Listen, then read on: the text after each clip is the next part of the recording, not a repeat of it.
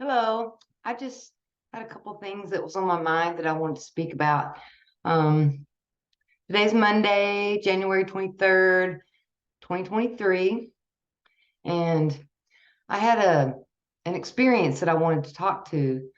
Uh, I want it to talk to me, but it won't. I have to do the work myself. Um, about 2 weeks ago, um, I was working around some of the things that I'm doing right now. I'm organizing the Archaics, the first annual Errant Convention, and it's a big meeting of a lot of people that like the Archaics work, and it's just a lot of free-thinking people that are going to be coming together on April the 1st. So I've been working, organizing it, and I had that going on, and then I've also been doing some podcasts with other people on my channel.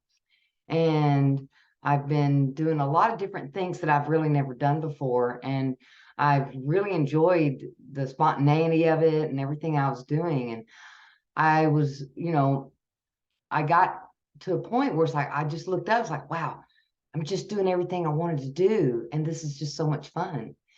And then the next day, I was I was working on the meetup site that is organizing the ticket to go to the event. So it's the platform that's being used for everybody to come and sign in and do all that. And so as I was working with it, I noticed that there was when you first start anything new, you're going to have a few glitches here and there because it's unknown. You've never done it before, so it's going to have glitches until everything becomes known and you know how to work, how everything in that system works. So I was going through a little bit of that, and then some as I was working through those glitches, I just felt this heavy feeling, and I thought, oh, here we go again. I need to go deal with this and write down what's going on, see if I can find what's happening within me. So I went outside and I was sitting on my little porch outside, and I just was just kind of sitting there writing, and I just kind of felt around the feeling that I was having, and I knew that it was just a little glitch. It wasn't made anything major happening. That's why I knew that something was off, because the way I felt around it was a lot bigger than what the situation was. I wasn't going, oh no, I'm panicking. I just said, why am I having any feeling around any of it? Because it really, it didn't matter, because I understood that it was going to have, glitches there that needed to be worked on when it was going on. So I'm sitting there and I started journaling and just kind of writing out, well, this kind of feels like this. And as I was sitting there, I just got an image all of a sudden of a small model airplane. And I was sitting there and I wrote down model airplane. I'm writing this down in my little book, small model airplane. And as I was sitting there and I was thinking around the small model airplane, I had just a flood of memories come back to me.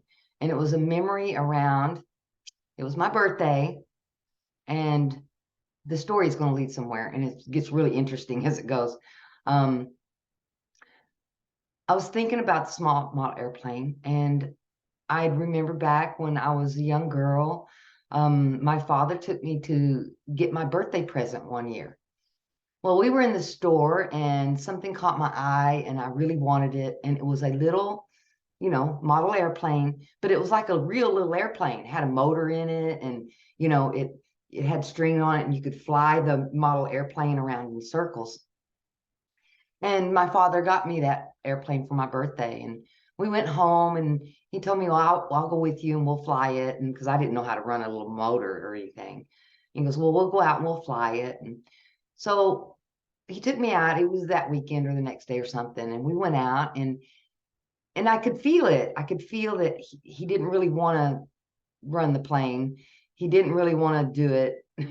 and and then there toward the end, he's like, well, I can't get it running. And then he put it in the car and it never flew.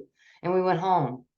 And I felt the feelings around it, but I didn't understand what those feelings were. I was just a child, and I just, I knew that he was not excited about it, about any of it. So then a few days after the plane incident, I was watching my father play with my brother. And they were playing with these cars, and they had racetracks set up all over the living room, and they were in there, and they were just giggling and laughing and playing with the cars. And he was excited to be doing what he was doing with my brother. And I just thought, why is he excited about my brother's toys and he wasn't excited about mine? I didn't probably put it in those terms, but I just noticed. And the home I grew up in, I was allowed to play with my brothers and my dad and all that. Um, it wasn't like that to where we couldn't even play with each other. But then after I kind of felt around that, and I'm writing all this down in my journal. And then the next image that came up was my family. My father and all of us had gone to one of my aunt's houses. Then one of my cousins came running up, and he had my plane. And he said, "Look what I have. This is my plane. It's mine. And your dad just gave it to me." And my heart sunk, and I didn't understand what was happening at all there. So I took some beliefs away from those two experiences. And the two beliefs that I took away from those two experiences were, I'm not allowed to do what I like to do. I wanted to play with the plane. I liked the plane. But see, I wasn't allowed to do that because I knew something was wrong with it. I just didn't know what. So I wasn't allowed to do that.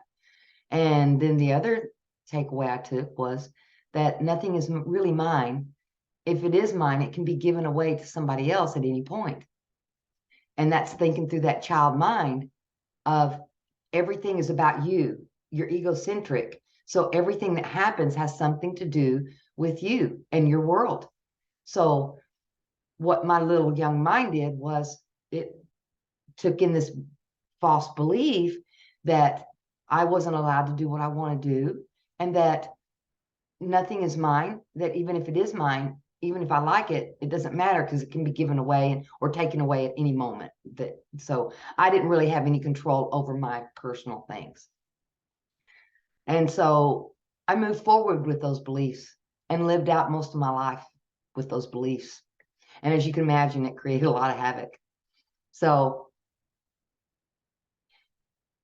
as I was getting ready to do the Archaics event, it was something I really wanted to do. And remember, I've got the belief that I don't get to do what I want to do. So I've always been just kind of doing what other people want to do. It's never been about me, what I want to do. It's been about other things and other people, and which, was part of my growing up and part of my growth as a consciousness here. And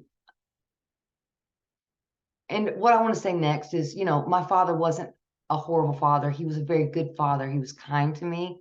He loved me. He wasn't overly, aggressive towards me. He was a kind father. He taught me how to think for myself. He would ask me questions. He would ask me what I thought about things. He wanted me to be able to think for myself and not be a follower. He wanted me to be able to be the instrument of my life and wanted me to create it for myself. And back when I was young, which was in the early 70s, the culture that we originated from and are in here in the South is a very conservative ideology mindset. The gender roles were rigid. There was, there was just no, there was no accepting anything that may have been a little bit outside of the norms a little bit. Gender's a big topic, and I don't want to get into that here right now. But as far as, the toys that I personally like to play with, I liked things that moved. I liked skateboards. I liked roller skates. I liked airplanes that could actually fly. I liked mini bikes. I liked playing outside. I liked fishing. I liked a lot of different activities. I liked sleepovers, and I liked a lot of different things. I wasn't just focused on one area. But what happened that day when I got my birthday present, I had gone a little bit outside that line and had picked out a a toy that we made for boys. And so that would, and there was a lot of fears around this, because if you didn't fit nicely into those paradigms and into those roles within our culture, you were ostracized from the culture. You didn't get to participate. Nobody accepted you. That's just the way the culture was back then. It still is a little bit, but it's healing and it's getting a lot better these days. Um, and we're trying to come out of that rigid thought process and those rigid thinking and the Pentecostal Baptist religions, and it was just very, very, very conservative, and it had been that way for a long time.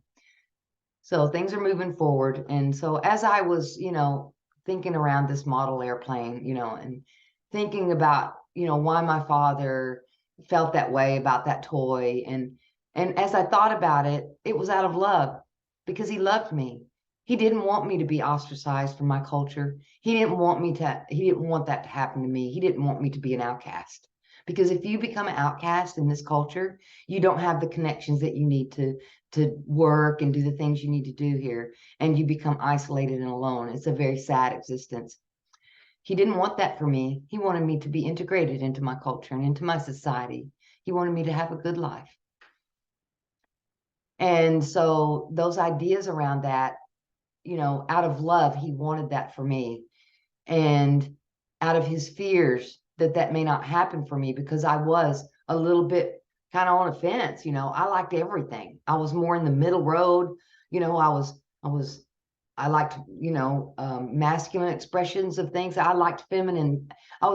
I guess what they call it these days would be more androgynous. I was more androgynous, and where, I was just kind of somewhere in the middle, and so my father was just trying to help in his way. He didn't know inadvertently that I'd taken on these beliefs that were going to hurt me in my life. And what also he didn't understand is it didn't matter what he did. I was still going to be different, because I'm a right brain. I'm super creative and artistic. I was going to be different no matter what he did. and no, I wasn't accepted into the culture. I had to make my own way. And that was just the way that my path in life was going to be. It's going to be that way.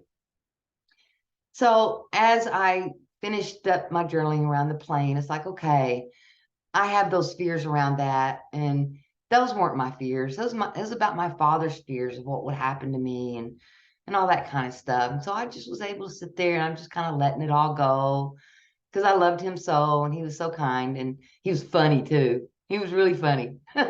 He was always laughing and cutting up. He had a good positive attitude, and it really helped me a lot as a young child. So I'm thinking about this, and I'm like, okay, all right, this feels a whole lot better. And this makes sense to me now.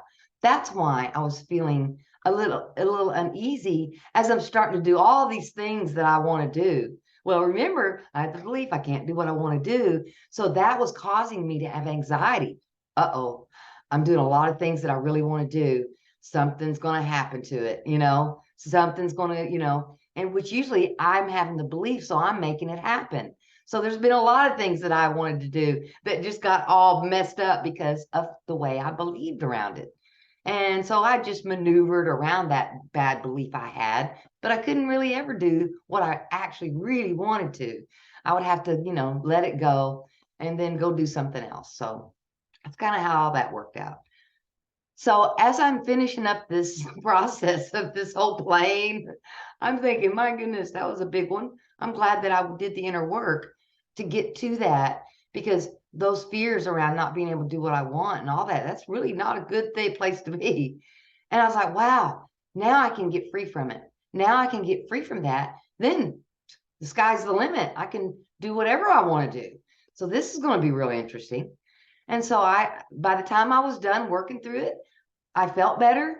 I felt better around it. And I thought, wow, this is really, really going to be good, So I decided, okay, I'm going to go for a walk now. Went and changed clothes and got ready to go for my walk. I walked out the front door, and I hear this noise. And it's just a low grade hum, and I'm like, what is that? So I'm looking around looking for the sign, the noise that it was making. And I'll be darned if it's not a model airplane. It's a model airplane and it's flying around. And I mean, I had just done this work just 30 minutes prior. So, in this reflective world that we live in, see, it's reflecting back to me the inner process that I'm going through. And to me, it was just letting me know you're over the target. Go, go, go. You're right where you need to be. And I was like, wow, okay, I'm right where I need to be. And I'm watching this plane and I'm following it around, and it makes a circle and flew into the sun. Well, it looked like it flew into the sun because it flew into, where the sun is, where I couldn't see the plane anymore.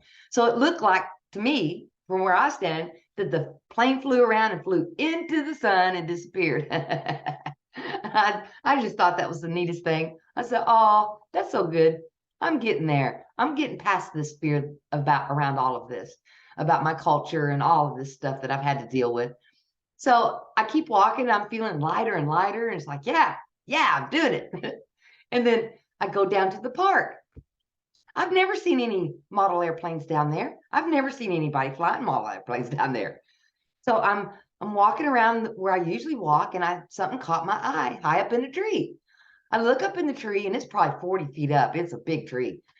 And there, stuck up in the tree, is a model airplane. And I looked up and saw that. And I went, huh, they didn't get to fly their model airplane either. So I'm not the only one that doesn't get to fly their plane. I was just thinking about it. It's like, wow, isn't that interesting how, this I'm projecting myself into this reality, and then it's reflecting back to me the inner process of where I'm at and what I'm doing. I said, wow, that's just really uncanny. And there it was up in the tree. It was model airplane, just as plain as day. And I have evidence for everything I'm saying right now. So just note that. Now, the story about the plane, I did talk about it a little bit in a video called Magical Helpers with Nathan Rehm. So that was a couple of weeks ago. Not sure the exact date, but I had described the story of this plane in that video. So I've got evidence of this, this story and me talking about it. So and this is the reason I'm doing this today, is because I want to add to the rest of it, the rest of what happened. So this was Saturday, just this past Saturday. I got up, it was Saturday morning. I didn't have any plans or anything I was doing. And I have a brother that's a younger brother.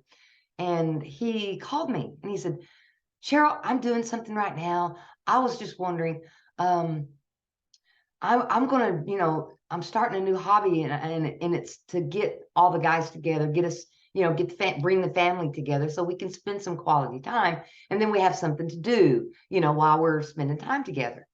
And he said, I still can't believe it. He goes, he said, I just bought a model airplane, and I've got another one that I bought, and it's on its way. So I'll have a total of 3 model airplanes. And I just wanted to see if you wanted to come with us, to come to the model airplane place, and see if you wanted to come fly model airplanes with us. Oh no. I like to have fell out of my chair. I couldn't believe it. I said, when did you start flying model airplanes? And he said, oh, well, just, this last month I've been working on it. And then I said, brother, you're not going to believe this. So I told him the story about the model airplane, the ones up in the tree. And then he calls me the next day and he said, wow. And he, I told him the story about what happened with me and Dad. And he remembered, he remembered the plane. And he was like, wow, you just worked through a big thing. I said, yeah. How did you get involved in it? That's all I want to know. But it just goes to show you how we were all connected together. And that when we do the inside work and we do go in and deal with these negative feelings and thoughts that we have, you'll find, things where you're locked up at. You'll find, beliefs that aren't true, that you believed when you was a little kid, but it's still active in your daily life. It's still doing the thing, because once you have a belief around something, then it's going to be projected into this simulation, and then it's going to reflect back to you, because your outer reality is a reflection of what you've got going on the inside. As above, as below, well, as out, as in, you know. And so I just wanted to add that little piece on there about how my brother called, and it came directly out of his mouth. Would you like to go fly these model airplanes with the family? And it was just poignant. It was just so the feeling about it of, you know, no, you don't get to fly this plane. It's not yours. And, you know, the sadness of this little girl that didn't get to fly her plane. She was such a sad little girl around that story. And then to go work through all that and to grow so much because of it, and to become the person that I was meant to be, which is just myself. I'm not like other people, which we all aren't alike anyway. You know, we can try to fit in and all of that kind of stuff. And then, you know, you finally get down the road and you realize, well, I'm extremely creative and artistic. I was never meant to fit in anyway. I was meant to stand out because I'm not going to be like everybody around me. I'm not going to be like the majority. And that's okay with me. And I'll just continue being who I am. And now that I got that out of there and worked through the process of finding that false belief I had that I can't do what I want, I imagine the sky is the limit. I am going to be really welcoming of everything that comes and all the new things that happen from the recent work I've done. And I just wanted to, you know, let everybody know that I talk a lot about getting rid of fears, and I talk about doing a lot about doing inner work. And I'm not just telling people, you know, you need to go do this. I'm talking about this from a space from within me, because that's what I'm doing. It's what I do every day. And if it comes up and it's my time to work on something, that's what I do, because that's the only thing that has been changing my reality. It changes my reality for the better, because this is just a reflection of me. I'm in a simulation. And I'm not saying anything that, you know, or saying anything to anybody else that I'm not doing myself. I've been doing fear work for the last 6 years, and I've made a lot of headway and a lot of progress. I've said that in the videos too. But I just wanted to give this latest example of how the work can impact your life in such a huge way. And some of the hardest things that you're going to work through can change your life forever. And it'll always be different. And then you can start getting just everything you want. We do live in a magical realm. I believe, you know, this is the way I believe that I live in a simulation, because it interacts with me. And I think we're all connected together at a very deep level. And I don't have a lot of beliefs. I just have a few beliefs that I can look at the evidence from my life and find evidence for it. Because if it's not, you know, if it's not my experience, it's not my truth. And that's why I can't just listen to someone and just believe what they say.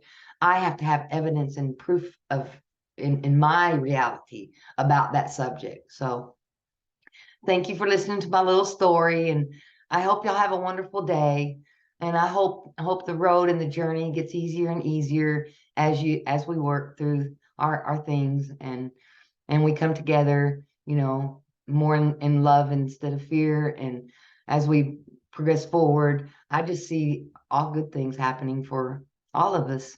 And y'all have a great day. And thank you for letting me share my story. I appreciate all of you. Thank you so much.